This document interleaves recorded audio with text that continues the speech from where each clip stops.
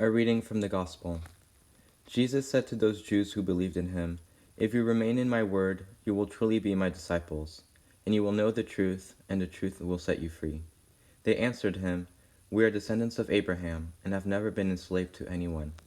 How can you say, 'You will become free'?" Jesus answered to them, "Amen, amen, I say to you. Everyone who commits sin is a slave of sin. A slave does not remain in a household forever, but a son always remains." Luke 6:36-38. In this passage, Jesus is talking to the Jews who are questioning his words and wisdom.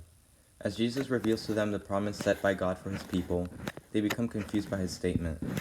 Unaware of the chains holding them back, Jesus enlightens them by letting them know that the truth of the Lord is the only way of repenting themselves from their mistakes. If we don't pay attention, we can easily become slaves to sin, becoming our new norm and stunting our spiritual and emotional growth as servants of God.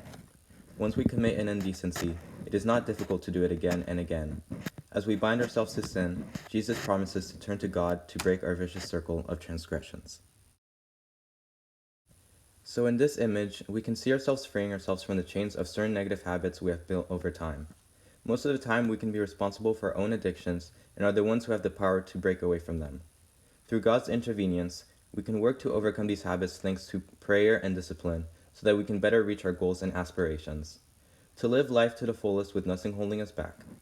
During this Lenten season, I challenge you to try to withhold from a bad habit for at least a day and replace it with something that fulfills you in a positive way. So for example, you can minimize your time on your phone to spend some time with your family, or you can also abstain from coffee that morning by getting a good night's sleep the night before.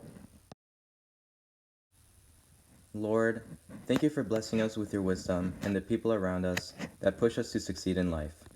I know that I have the opportunity to glorify you by fighting against the sin in my life.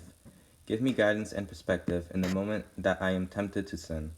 Help me in that moment see my sin as you see it, and not to do the sin my heart longs to do. Deliver us from habits that hold us back, and allow us to strive for the best versions of ourselves. Amen. Thank you for listening.